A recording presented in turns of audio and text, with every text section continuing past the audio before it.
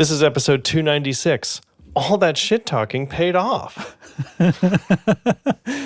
Yes, and in this episode, what did we talk about? We talk about some guitar stuff, I think. Well, we talked about some helix indecision. Helical decisions and some guitar pedals, and we do talk. There's a lot of guitar talk. I think it's fair. Talk in this episode. Listen, because this I'm was all just adjacent one to my big guitars riff. when I said those things. This whole episode, here. Use this one, Justin. Definitely am using the whole thing. Doesn't matter. This was like one big long riff. There's nothing in our show notes. Accept it into your heart and move on. Thanks for being here. See you on the other side of the theme song. I have nothing to add. Yeah. All right. Good night. Good morning. Good morning.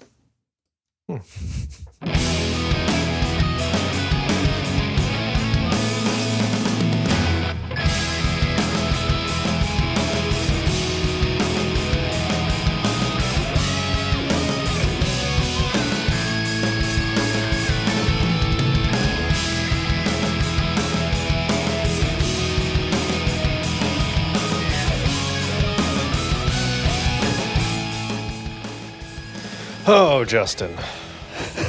Oh, Derek. What's up? Getting ready to move. Everything's in shambles, but moving in the direction it's supposed to move. Good. So, we had a home inspector came through the other day, and the buyer's home inspector. Yeah. To come up with all the stuff. I feel like maybe I shouldn't just like openly talk about all that stuff just because it's like still not a complete thing. Do you have are there a bunch of like things you have to deal with as a result of the inspection? There is only just a couple little minor things. Like almost everything is like something that I can amateur handyman myself in about an hour. So it's like one of them I literally just like turned a nut on a faucet. I was like, there you go. I sent him a video. So stuff like that. But I thought... Hey, look what I did. Yeah. There's a couple that we were like, that we straight up did not understand. And we were like, we spoke to some people who should know about regulations. Because I was like, what you're essentially telling me is that my furnace, which was built in 2018... was built not to code and has been not to code this whole time. And the people who I have coming every year to do a tune-up on it have never said anything to me.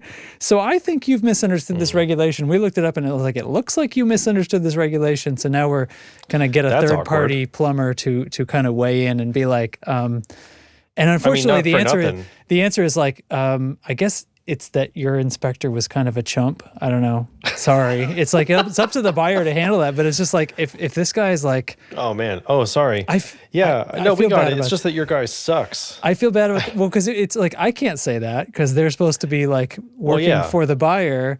But honestly, like this guy's got like pretty bad reviews online. And then he does weird stuff like this. So anyway, whatever. It's going to be fine. We have... the buyers are very keen on the house, and they're we're both like working together very well, and everything's fine. But it was just sort of a funny weekend of like, wait, what is he talking about here? Yeah, kind of weird. So I was just gonna say, 2018, not old for a furnace. Yeah, and also like it was. You're telling me they built this whole thing like you had to have it inspected, right? The builder has to have it inspected before they can before it can be signed off that we can occupy the home. You know what I mean? When we first sold it, like our bank hires inspectors as they're building it. It's not even one of those things like, oh, it's been 50 years and code has changed. Yeah, right? Yeah. Well, that's what the first thing I was thinking. I'm like, did the code literally change? Because if it did, wouldn't it be grandfathered in? That's usually the way those things work. You know, they don't especially from that recent. What they're talking about too is gas pipe. And I was like, we didn't understand what he meant. So at first I'm like chasing down, like looking at all the points it's grounded to earth because it had obviously like that's important. And I'm like, oh, this is all done like immaculately. What could they possibly, So it's not that. It's like something else. And I think he's just misunderstanding. Like there's different kinds of pipe, and one of them is not allowed to look a certain way or something, but it's not that kind. And it's like, I don't know, man. Kind of weird. Yeah. I had an exciting moment with my furnace today as well. My central air, I should say, not Your the whole furnace system, portion. yeah. My whole system thing. Yeah. So I'm chilling in my living room. It's hot. The air conditioning is on. It's blowing. I'm feeling great. And the blower turns off, but the compressor outside stays on. And so I go downstairs like, what's going on, fan? You're supposed to be on. And I open the thing and it's all wet. Like everything's all wet inside. Okay. My filter is soaked. Like it's wet, damp cardboard. It's just condensation dripping from the cooling unit, you know? Ruh-roh, yeah. And I'm like, okay. So now this thing is dripping down into like the contacts and stuff. You know, they're like the terminal connectors in these old furnaces and stuff. And I'm like, that's not great. So like the fan had been like kind of shorting or something like that, maybe, and turning itself off. So of course that, you know, good thing my dad's retired now. I can call him in the middle of the day and be like, what do I do about this? Yeah, that's a good resource there. Yeah. So, but yeah, it's fine. It's just kind of like a shitty thing that happens every now and then. The drain pipe, like from the condenser, right? It's got a drain into a pump that pumps it back outside so it can like condense and not flood the basement. The line gets clogged sometimes. And okay, yeah. It could be clogged with, it's just like residue, it can have sediment buildup, from water. Yeah, it's just kind of mineral stuff. Or even an air pocket can cause it to happen. So, it's like sitting on a bubble. Yeah, because there's a drain trap like under a sink too. So, and then I'm like, oh no, what's happening? And I lift the cap off the thing to like peek into the pipe, and it basically flushes. It's like glug, and it like clears itself out. Okay. So like a vacuum had formed or something. I'm like, great. So now I just got to like leave the AC off, run the fan, like make sure everything dries out. Yeah. Make sure that it's like not leaking. I had to pour boiling water down the thing. It's a whole fucking thing. So anyway, now I'm just like, great. Like I didn't have, everything was going pretty good. Like everything was coming up Millhouse, you know? And then I was like, you know, my furnace hasn't fucked me in a while. You know who I haven't been fucked by recently? Yeah. Oh my goodness. That makes me think the last time the furnace tune-up people, that's all right. That's what I meant to say. The furnace tune-up people were here. They mentioned something about buildup in those pipes and said that one thing that I should do is just occasionally dump some vinegar down there. Fair. Yeah. And it'll I was just like, because if it's minerals, the vinegar does a great job of just like, because out here in Ohio, the water's very hard. And so like on your dishes, like if you have a glass and you leave a little bit of water in it and it evaporates, it's like almost opaque how much minerals get left. Wow. Right? It's I like didn't know really, that. Okay. we noticed a big difference. Like I'm used to it now, but I noticed a big difference in the water when we first moved out here from New England. This is not important. Do a lot of people have like softener systems in the homes? Yeah. I mean, I don't know. I don't know what a lot is. Sure. My mother-in-law does, loves it. Makes your soap work better. It takes more soap to get a good lather going out here and you're washing stuff because of that. But yeah, the vinegar takes care of that. You put a drop of vinegar in that glass and swirl it around, it'll be clear as day. Like it's so good. So anyway, so I got a jug of white vinegar and I just like I'll do dump that. Dump a little down there. Maybe I'll do that tomorrow. But now it's working and everything's fine. So, which is great because I got a pregnant wife and a toddler, and I don't need to hear anything about you don't need that. The current temperatures from anyone. Yeah. So let's use our powers to control the current temperatures. Right. Actually, here's a fun thing. We can stop talking about thermostats in a minute. But not yet. Not yet. The last couple weeks, I've been getting a few days a week when it's going to be really hot around like 5 p.m. It'll tell me I'm going into an energy rush hour, and it will sort of pre-cool the house or whatever to so it can kick off. So it'll cool it lower than the temp is set to make up for this surge that tends to happen in the late part of the day. So seems like a legit idea. I allow it. Yeah. Sometimes I allow it to do its thing. Other times I don't because it's like just too fucking hot and Beth is too pregnant, you know, like I feel like I'm the one that gets the pass here a little bit. During the hour, it kind of swings back the other way. Yeah. Too much? I see. Yeah.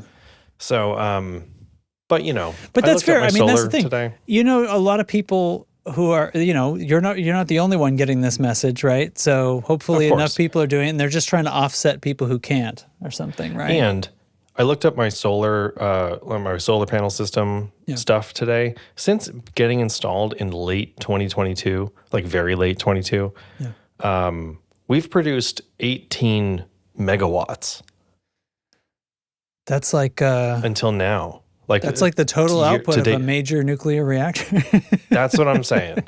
So that's what I'm saying. So like I feel like years. With that, it took a few years, but for me to run my air conditioner for the afternoon, you know, I do what I got to do.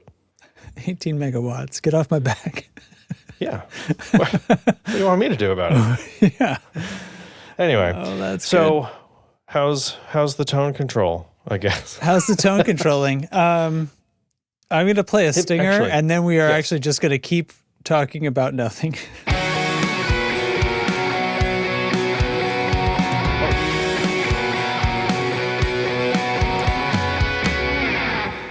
How's the tone controlling going?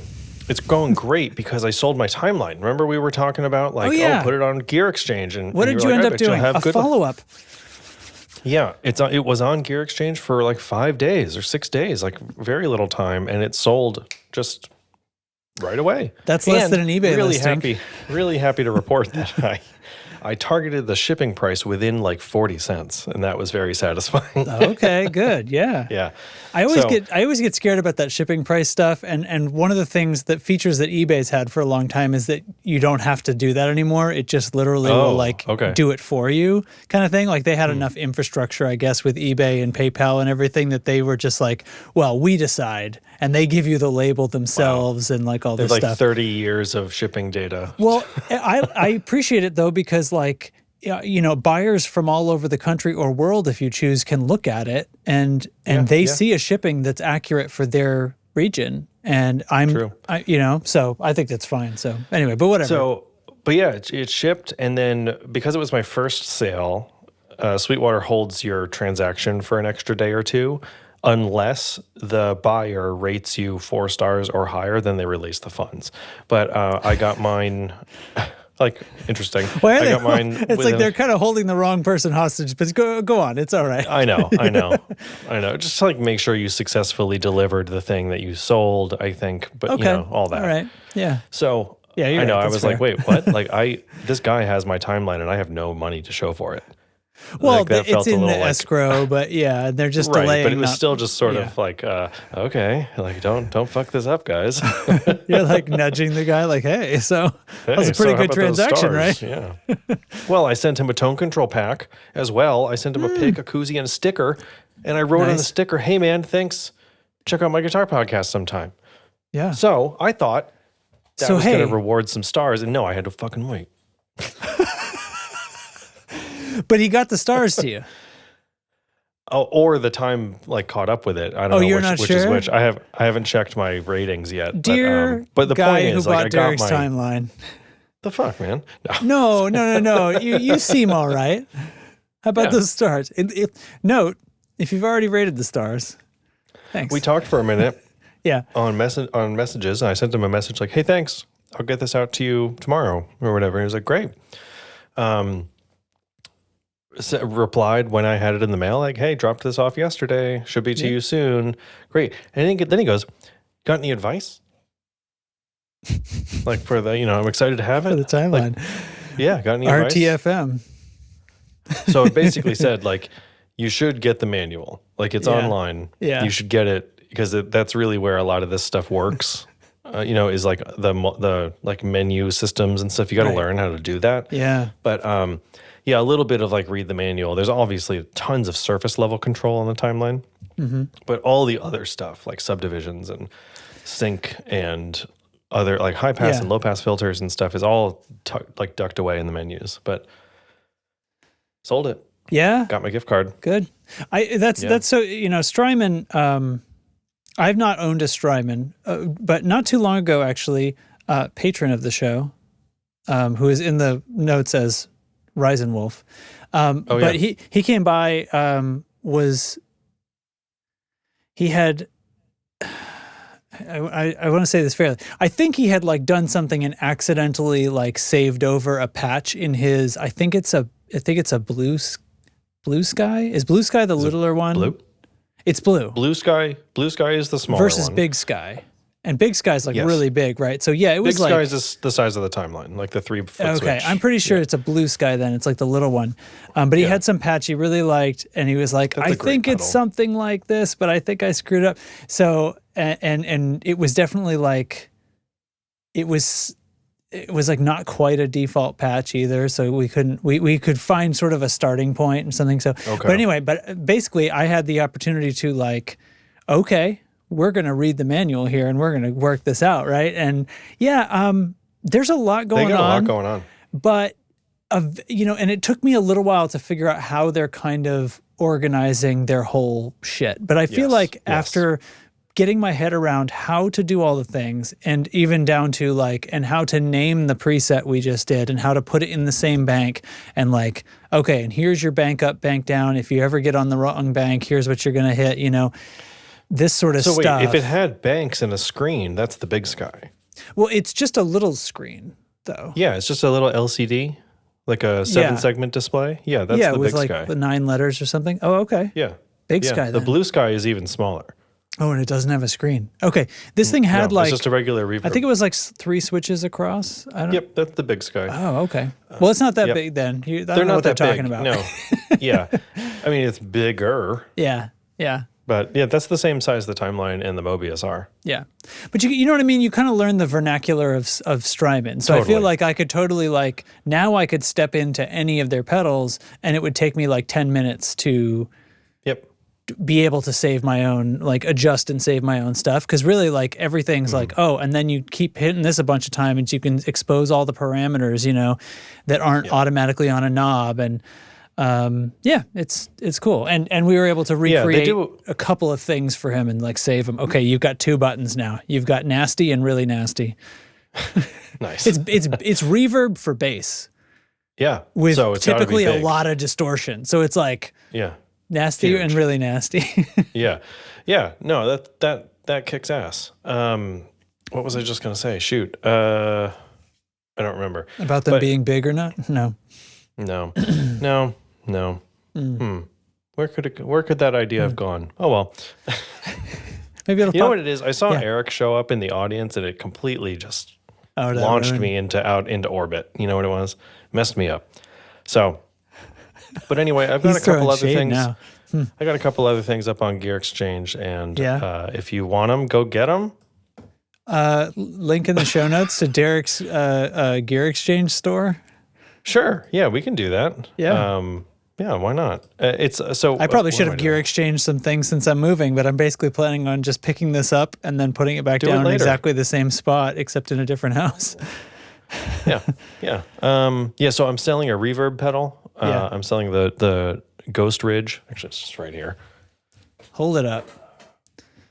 It's on the Ghost Ridge by Native Audio. This is a different color than the usual one. This one's white and gray, and I think the other one is black and this gray. But this is a really cool multifunction reverb that has a few presets, has 4 presets right in this like regular sized enclosure, which is great. So it's got hall, plate, room, and spring, as well as modulation on those. And it's just all around really good. I just don't use it. So I'm going to put it towards the new Helix and a passive DI. It's going to be kicking around anyway, so may as well. You can get another one of these any old time, so I don't need it right now. That's how Derek feels about gear. I don't need this right now. I don't need it right now, and honestly, I don't think I'm gonna need it because I'm gonna sell the HX Stomp too. So it's right. All of that is baked right into the new Helix hardware, so I don't think I'll need a dedicated, especially passive DI. Certainly not. Yeah. So if I did, I'd probably get something much better than this literal B-stock radial I got a few years ago. What's B-stock about it? It's fine.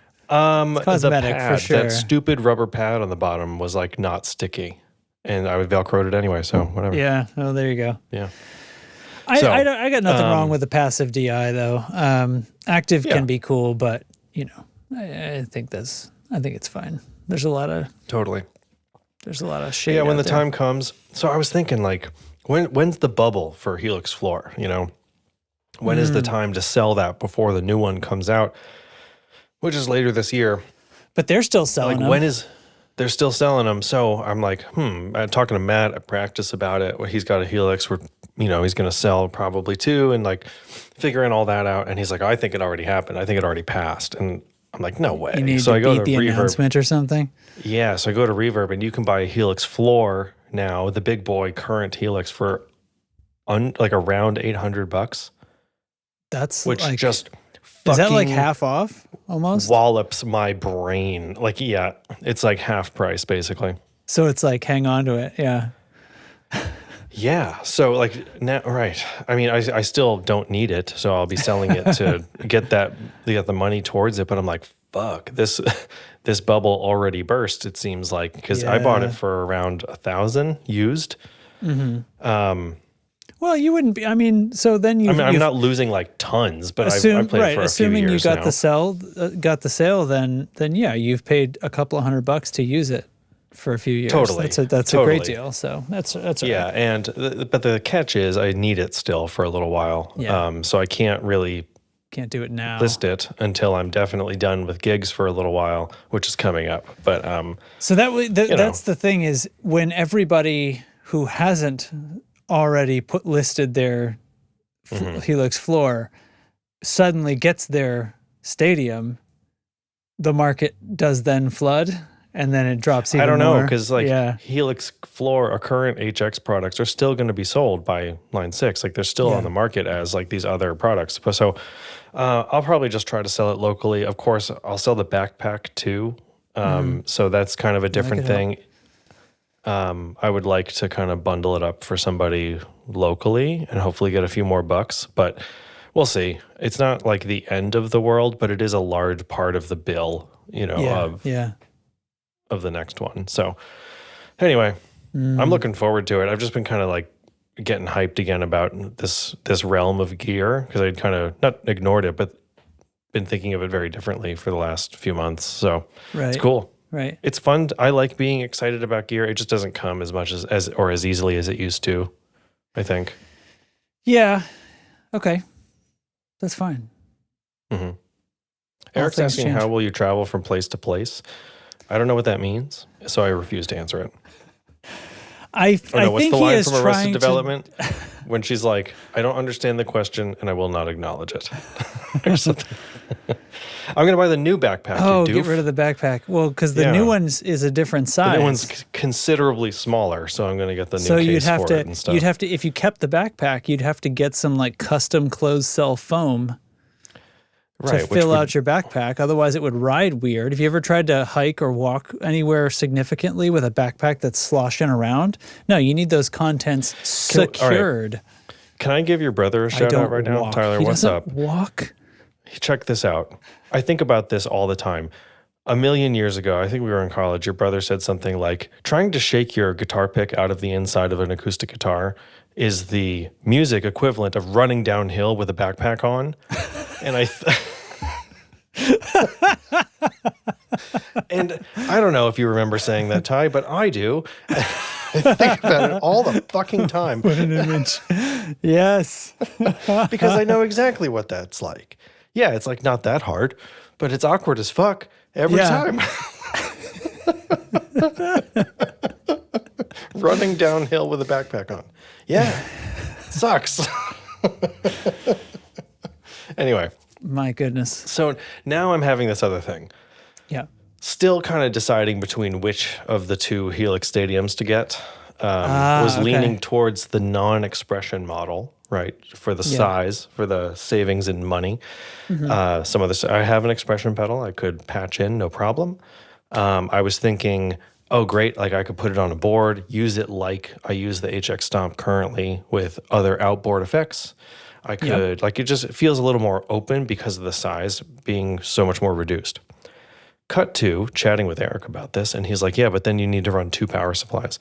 And I was like, fuck that idea. Wait, why does that need to happen? Because the Helix has its own dedicated IEC, so that's one outlet. And then I've got power, like if I'm running outboard effects, they also need their own dedicated power. And that's a whole thing that I just don't feel like getting into. You know what I mean? I don't want to have a board, because right now, I have a chalked DC7 providing high current to the HX stomp, so it's all on one power supply. But the floor or the new stadium, cannot run on that. So it's kind of like now I'm kind of back on. Do I want the treadle on there? Because I do kind of always put it as a volume pedal. I don't need to do things like control the rate of a tremolo, but I like to. Right? You're talking about instead of just an expression. Mm-hmm. Yeah. Okay. I mean, my mind kind of focused and stayed on how to solve the power problem. I'm kind of astonished that they don't have like a through, like a 9-volt DC through, or something. That'd be cool. Or just a fucking IEC through, or literally a 120 volt. Yeah, because then you could daisy chain it into some of these like Strymon style power supplies, but that's not the deal, unfortunately. Right. So now I'm just I have some IECs that are wide on the end. I have, I think, one or two of those, and I remember when I had a pedal board, because I had my brick for powering all my pedals except the high current one, and then I had another plug just for the high current one, and that was one IEC from my board because of that Y on the end of it. And that's what I did when I had the Pedal Power 2 also, that had a courtesy output on the back that I was feeding to the HX Stomp. But, excuse me, I'm actually drinking beer for the first time in a while. Oh my God, dude. Shout out to the tone control for these rad koozies. But, I know those guys. Yeah. So anyway, it's tough. So when connecting an expression pedal, the way it works currently, and I assume this is not going to change, you have a block, which is like an amp or an effect, and then one of the parameters for that block can be assigned to the expression pedal. So let's use the example of volume, right? Or gain or whatever, like pick a thing, and you can make it 0% at the heel, 100% at the toe, or anywhere in between. Cool. The problem, and so the thing is, to do that with an outboard expression that does not have a switch in the toe, because mine doesn't, most don't, you would have to turn on the block with the foot switch on the floor, on the stadium. Yeah. Then jump over to the expression and take control of it, right? Yeah. Instead of clicking that single device like you do with a wah pedal. So that's another small quality of life thing that's kind of got my mind right now, is like, to do a wah thing, I'd have to click the wah on and then reach for the treadle. I have a solution for you. Okay. Are you ready? No, but okay. Have you ever seen a VR treadmill? You're basically harnessed into this thing so that you can use your feet independently. Okay. So you just need the harness from a VR treadmill, and then you can use both your feet. Okay, go on. Okay. So when Helix Stadium 3 comes out, it'll have that. But anyway, not with full body harness. It's like Ready Player One, but the guitar version. Right. I'm gonna write that down. What is that? Like Ready Guitar Player? No, Ready Guitar Player? Ready Guitar Player 1? Ready Guitar Player 1, I like that. Okay, yeah. Pithy. So I think the thing I'm facing is, because I want to get rid of the stomp to help purchase this thing, that closes the gap on like incorporating a modeler into a full-size pedal board strictly on size and power requirements alone. Mm-hmm. So now I'm like, shit, right? It's kind of, I'm back to looking at the more expensive one. So I don't know. I'm not sure. Sometimes the Helix floor feels very bulky to like get out in my office here and like do stuff at home. Not the end of the world, but size. It's too big. Now, here comes Stadium XL, already smaller. Does it even matter? So, yeah, I mean, did you just get too excited about the floor space you were reclaiming, and now you would have been perfectly happy with a little bit of reclaimed space. Certainly. And the other thing, another non-insignificant factor here is that my where are they? They're on the other side of the room. My pedal boards, I use the Pedal Train Classic Junior. The Are you okay? Yeah, I'm all right. Okay. Okay, so I'm not drinking beer, but this is cranberry lime, which for some reason is way the fuck more carbonated than any other seltzer in the world. Dude. I don't know why. The fucking, you know how you crack open like a super cold seltzer and it kind of hurts a little? Like when that first sip, it's like a little too aggressive. Crave that moment. It is like kind of so intense. But anyway. You just got like your place is covered in seltzers that were cracked and had one sip, and then you one fucking sip, moved just like on. one harsh ass sip taken out. I'm done with you. Anyway. Next customer. The Pedal Train Classic Junior is kind of the exact size of the Helix Stadium. So like I couldn't even fit an outboard pedal on the board I currently own. I'd have to invest in new boards and cases for those boards. And like, that's a whole fucking other, I'm not doing that. But the Helix is a board. You don't need it, Derek. You don't need a board. I had this idea, remember?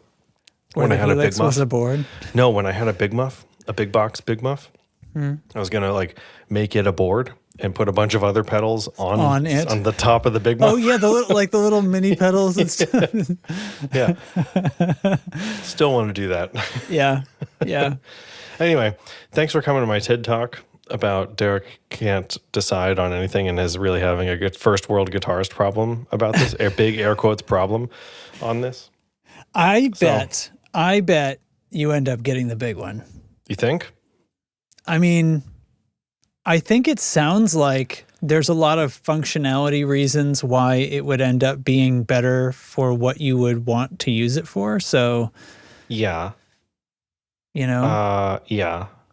Right. Like, I think I need to change the view on like how I'm looking at my current Helix, my current HX Stomp, and like, because I'm going to kind of be consolidating those two things. Right. But what I can't consolidate is their specific use cases, which is using HX Stomp with outboard pedals. So like, that's pretty much the only thing. Now, I'm not in this situation, right? My money and my uses are not on the line here. It kind of seems to me like the HX Stomp would be something that would get kept, right? And the other one would go. And I know like you're wanting to like get this stuff rolling so the money's ready to go. Very, very adult, very responsible. But I feel like you're saying to me, at the end of the day, you're going to love this big boy, have no room for or no use for the other big boy, but you still would kind of have a use for the little brother. For a small boy. Yeah. That's the thing. That's pretty much where I'm at, I guess. Mm-hmm. So other possible options are things like yet spending more money and replacing the HX Stomp with a neural, like micro, whatever the mini Cortex thing. Go a different direction with it. Go a different direction with the small thing, nano Cortex. That's the word. But again, not that important. So I don't know. Yeah. We'll see. Yeah. There's the even littler Helixes too. I forget what they're called. But isn't it? Those are the old hardware, and like the old, they don't have the new DSP stuff. Okay. Yeah. Yeah. You know. So it's an extra $400, and you get the treadle, scribble strips, and some additional I/O. Yeah, it seems like the important part though is, I mean, the other thing would be like, can you put an expression on that has the feature you need, that has the switch, but will it like, interact? It would have to be like an Ethernet one, right? That would fit into their special port, or a TRS that has a toe, like a click. But it would probably, they make them that way too. Yeah. Yeah, they do. Mission Engineering makes them. Is it less than $400? That's the thing, right? Like we get into the difference of price, and then like, well, like now I want to put this on a pedal board. If it's kind of permanently there next to it anyway, what's the fucking difference? And then I have the expression and no scribble strips, and I got to put it on a new board I got to buy. So like I'm already way over the budget anyway. So okay, because it doesn't fit on the existing boards. Yeah, okay. Because I was thinking, but if it's a separate thing, then it has the flexibility. Like you could turn and attach it to the neural cortex when you're taking that thing out. Yeah, could you know? But we got this board size problem. Yeah. So Eric says just plug straight into your amp, and I agree. That's what I am doing. Get fucked. Guitar cable amp. I think is Guitar Kableamp. I think Exceptional Eric, as his name is currently, is far from, but whatever, man. That's cool. If you're into that, hey, he's the one who's saying I'm only just okay at guitar. Like that is somehow news to anybody. Anyway. Yeah.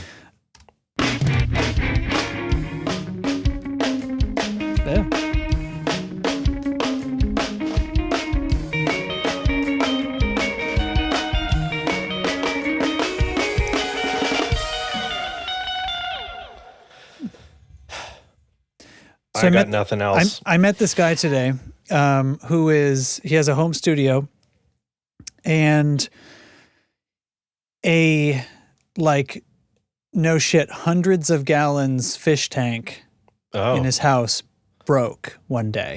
And they woke up to find water rushing out into the main level of their house. And his studio is in the basement. So it did not destroy his studio. It took out parts of the ceiling it was right over another room that had like a pool table in it. It took out parts of the ceiling and most of the plank floor down there. The floor in the upstairs seems to have survived. It's real hardwood upstairs. Anyway, he called me a while ago and kind of wanted to talk. He wanted an estimate, basically. He wanted to talk to a pro, an estimate about what it would take to basically disassemble his studio to get the floor done by the insurance company and then redo it. So the only part of his studio that got affected is like in the corner, there's like a closet, and the Serve Pro people who were taking care of the drying everything out broke like one floorboard that is visible. And it's like, if they just not touched that one board or like lifted it up for a second just to blow air, you know what I mean? If they just had the common thought to just like not break this board, because the board's not matchable now. Like they can't get it, the same one. So anyway, I don't know what's going to happen. He doesn't really want to do the floor, but the insurance company and stuff. So basically I sort of drew up, here's what it would take, and I'm like going to go very pro with it and document. He's got a pretty complicated setup with keyboards and E-drums and all that stuff. Like you're coming in to like take an inventory and disassemble and reassemble? I would be... So I'll get into like all the shit he had in there, which is kind of why I brought this up.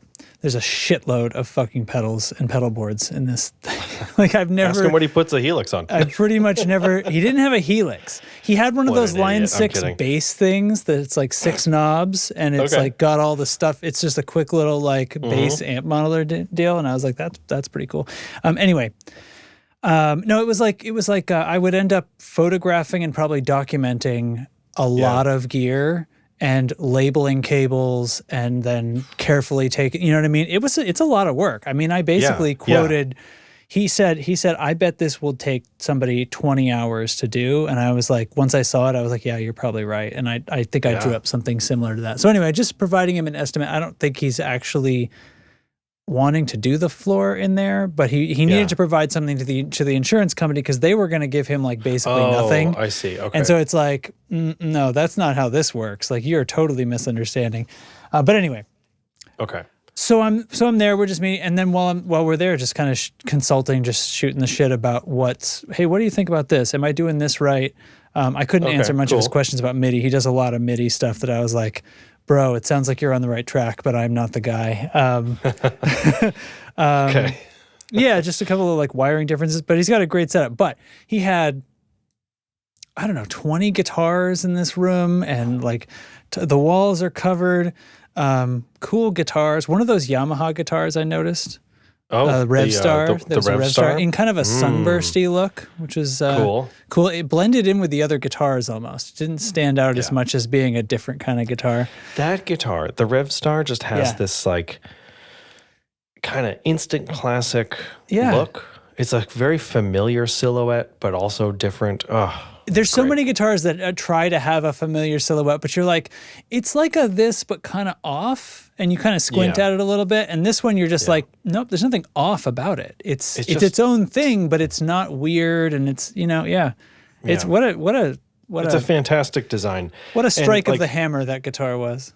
And also, shout out to it being like a little larger than most solid body guitars. I think it's like 335 size, not that big, but it's like hollow body sized. Yeah. As opposed to like Telly or Les Paul size. Anyway, go on. Well, I'm not sure where I'm going with this story, but there was a fuckload of pedals. There was at least 4 pedal trains there. There's a couple that are like normal sized, and I saw 2 of them were very fucking long. Like the friggin' like Tetra, whatever they are. They looked, I mean, it was huge. He had a couple, he had one, they had like some of those, some power bricks sitting behind him that each had like 10 plugs on them, and they're all loaded up. It was Michigan. Yeah, you could sit in the chair, and then he's got 1, 2, 3 pedal boards here. There's like a long one and 2 like small ones, height. And then behind there was another long one over here. There's a little Fender like it was probably like a 112 kind of thing. Tube screamers probably. I'm not even going to be able to tell you all the pedals off the top of my head. The things that sort of stood out to me as I was glancing around, because we didn't really talk pedals very much, but that bass. There was one like mini pedal train. That was the bass one, and it had this Line 6 bass thing on it. It had the Sansamp the Tech 21 Sansamp. It had a couple of other things, but he told me like he pretty much it's the Sansamp and it's this Line 6 thing because it's got modulations in it. And what else do you want? He had, I think it wasn't on that board, but he had one of those, the color box. You remember the color box? I do remember the color box. He had the color box. And here's the thing. It's sitting on a guitar pedal board, but what was hooked up to it when I walked in the room was the microphone that was on the stand for singing into. And I was like, well, I mean, it's a fucking EMI preamp copy. What do you want? Yeah. You're using it exactly right. It has an XLR input and output. There you go. I feel like my memory is that I talked shit back in the day. So much shit. But it's because they, like, it's built right. Like, that as a guitar pedal is fine with me because it's like, the only thing that's guitar pedal about it is that there's a floor switch. You know what I mean? Yeah. It's got XLR in and out. I mean, you can plug guitars in as well, but it's basically a whatever you want it to be. And I do still feel like this is a weird story that doesn't make sense and is a sound nobody should try to achieve on guitar, like direct into the board on that was a technical fault. But anyway, but the device, like, and here I am, I walked in and I saw one in the wild, and guess what? Nobody was plugging a guitar direct into the EMI console, were they? They were running a microphone into it. And it probably sounds cool. So anyway. All that shit talking paid off. I was vindicated all these years later. Oh man, we're probably covering Vindicated pretty soon. We got another emo night coming up. Nice. Like that one? Yeah. That was a good segue, huh? That was excellent. No. Yeah. Yeah, dude. Yeah, I don't know. I'm working on podcasts and stuff other than that, but I did see a shitload of guitar pedals today. That's true.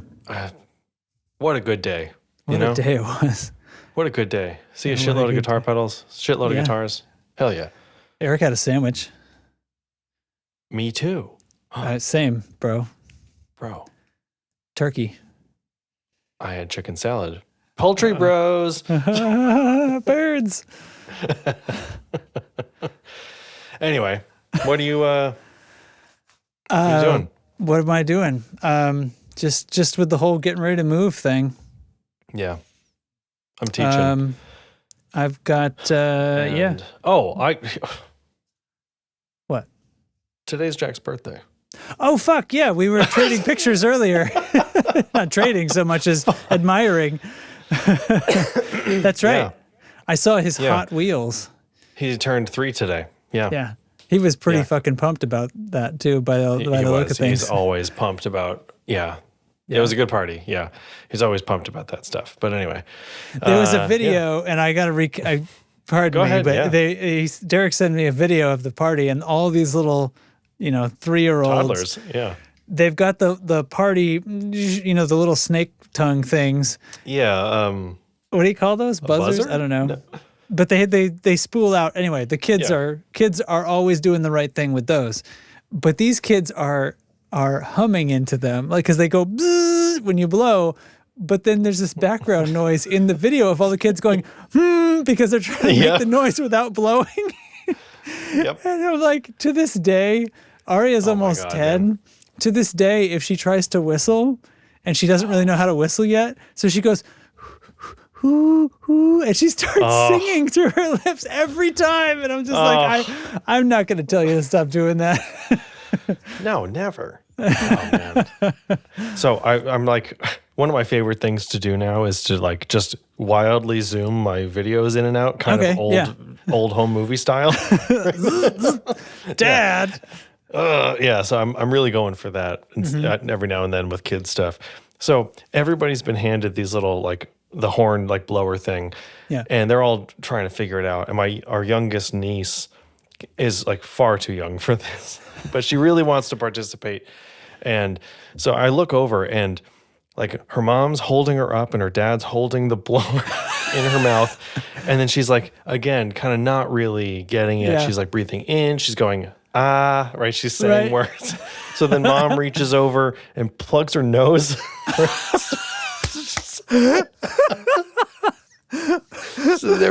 And like just this cacophony of crazy party and toddlers all going, right? And she's like, they're like trying to finagle the baby to blow.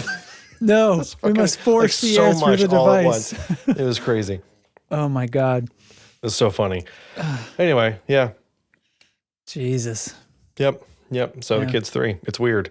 But whatever, this is parenthood. What do I say? Yeah. That's fine. That's how it goes. Things are moving along. It's a success. Mm-hmm. Kids turning 3 is a success, and congratulations to all involved. Thanks. And to the new kid who's going to turn 0 soon. That's right. Aria said something to me. Well, it was because I showed her the picture from Jack's party. Okay, Jack's 3. Oh, so cute. She's going on and on, and like he's 3, and she. In the typical Aria in her little fashion, she sits there for about 30 seconds, and then she kind of goes, or she made some comment about she's almost double digits. And then she's sitting there for like 30 seconds, and then she goes, is 0 single digits? What was the existential question of our age? Yeah, like why is 0 plural? Like that whole thing. Yeah. But anyway. Or even 0. That was another one from her math book just a few days ago too. Yeah. It was like, is 0 even? And I was like, well, think about it. My answer to every time she asks me a question out of her math workbook is, what do you think? Talk to me about that. I'm not going to give you the answer. But she's not quite on the level with negative numbers yet, so I can't quite. I always try to start to explain, and then I'm going to tip too far into just straight up integers, man. Because he doesn't know the answer. Yeah, I'm just wondering. I'm hoping someone in the comments is going to fill me in. Yeah. Is 0 even, everybody? Whatever. I mean, doesn't change guitar, am I right? So yes, it is even. Yes, Eric, it's even. Yes. Man, I gotta watch some Veritasium tonight now. My 9-year-old was the one that was a mystery for. Okay, not me. I was just trying to be a good teacher. Anyway. Yeah, a teachable moment. Yeah. Mm-hmm. Anyway, I mean, whatever. Should we get out of here? I guess, unless you got literally, unless you want me to talk about anything else in my life, which is all just the stuff I've been putting in boxes. No, I think nobody wants that. I know what that's like. I'm doing this hopefully for the last time until I'm so old that I can literally not even pack my own boxes anymore. Do it. Yeah, that's my goal. So awesome. Yeah. The real question is, I got a thing of the week. You got a thing of the week? Okay. Boxes, man. Do you have a preference on boxes or tape or anything like that? I do have a preference on tape. No, actually, I have a serious. Okay, you go, and then I'm going to come back in hot with a preference on packing tape because I do. My my thing of the week is PDUSA's new album, The Yips. I'm sure everybody saw this coming because I won't stop talking about PDUSA. Oh, okay. But like, I just love what he's doing. I don't know if I sent this to you or not, but I will. I'll just do it right now while I'm talking about it. I think PD Hold on. All right, that's it. Okay, thank you. I'm going to see that on the thing and be able to put a timestamp in for YouTube. Oh, good. Go ahead. Message to Justin. Send. Oh, bonk. send. Here it goes. So this album, Petey's been doing his thing for a while. He's got a couple albums out already, but the singles off of this are just like on permanent repeat in my house. They've like entered every possible moment of my life because I just think they're so fucking catchy and hooky and sing-alongy and satisfying. He's doing a really good job of capturing what I can only verify as my own weird millennial existence, right? Like this thing that as I just close in on 38, the feelings and the experiences and all that stuff being like identifiable in lyrics is not something that I like have tons of experience in, but it just feels really at home in a lot of ways, in a very like nostalgic way, but also in this sort of like, didn't expect it to be this way kind of way. Didn't know what I expected it to be kind of way. But the album is called The Yips. It's really good. I think his instrumentation is awesome. There's lots of cool like synths and weird percussion and stuff, but otherwise it's just like indie pop, indie rock stuff. And I think a lot of people would really like it. So go listen to The Yips by PDUSA.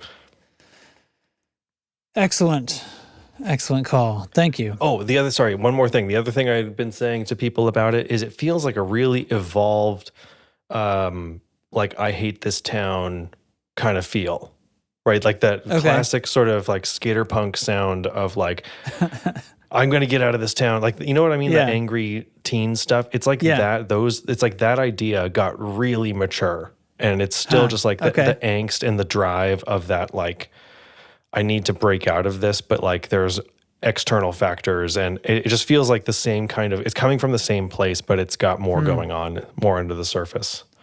Is that a little bit Springsteen adjacent then? Like not genre wise, of course, but you know what I mean?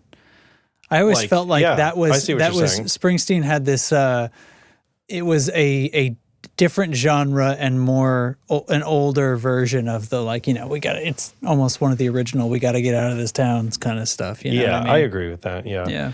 Yeah. So, but a really different kind of fun, modern retro sound. It's hard to explain, but listen to it. Modern retro. I'll stop talking about it now. All right. No shit though. I do have a preference on tape. And the thing is, this doesn't have to surprise anybody. The best stuff comes from U-Haul. Okay. And you're going there for your boxes anyway. Like lots of people try to sell you moving boxes. Lowe's and Home Depot have gotten into the game. Don't fall for any of that bullshit. U-Haul has the best boxes. They have all the different sizes you could want. You can buy a pack of 20 and you don't have to think about it. If you keep your receipt, bring back the unused boxes, and they'll buy them back from you. Yeah, it says on every box, save your receipt, we'll buy back your unused boxes. You just chill, you do your thing. Yeah. Don't worry, do I have too many? Don't worry about it. But while you're there, get the brown paper packing tape. It's the stuff that's like got the glue on it. It's like a little bit brown and it has sort of a glossy top, but it's sort of a shiny paper. And it's almost as sticky as duct tape, not quite, but it tears easily. Unlike a clear plastic packing tape, which is strong, but it's a fucking nightmare to deal with. Like this stuff is easy to deal with. It's very sticky. It's going to go well on your cardboard boxes. It cuts easily when you need to open them after the fact.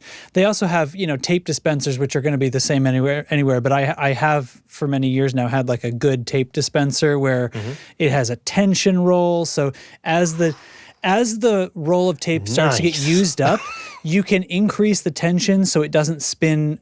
You know what I mean? You want to keep it from spinning freely, but not make it too hard to pull out. And then it's got a little paddle, so you squeeze it down and the blades come out and cut the tape. Ooh. And it's very choice. So I'm just whack, and there's this. The box is done. But that's the best tape. That's the best tape there is. And I think, frankly, if you're not moving, you should have some of this tape around. It's like, you know how gaff tape is like the best tape? This is like household. This is like household. I need to tape any kind of box or any kind of anything. It's just great tape for all kinds of stuff, moving included, of course. But yeah. Gaff tape rules. It's expensive, but it's super expensive. Yeah. But again, it's that like, how do we improve on duct tape? This is how, right? Gaff tape has its great purposes that you would like really only use that for. This is like anytime you need to tape a box or a package or something, this ought to be your thing. Like just never buy, like unless you need it to be clear because you're taping over a label or some shit. That's the only reason to have that other heavy plastic stuff. So anyway. Happy to report I just shipped my timeline using clear plastic tape like an idiot. Well, now it's that guy's problem. Fuck.